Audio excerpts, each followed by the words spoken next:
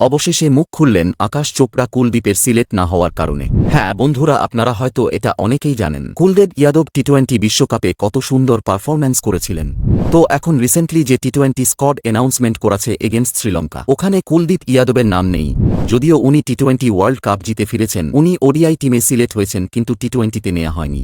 এই ব্যাপার কেন কেউ কিছু বলে না, সবাই চুপ করে আছে কেন? অল ইন্ডিয়া সিলেকশন কমিটিয়ান সিলেক্ট করেছেন রাবি বিষ্ণোই এবং ওয়াশিংটন সুন্দরকে, আর বিসিসিআই দিক থেকে কোনো রকম রিজন বলেননি কুলদীপ যাদবের সিলেকশন না নেওয়ার ব্যাপারে।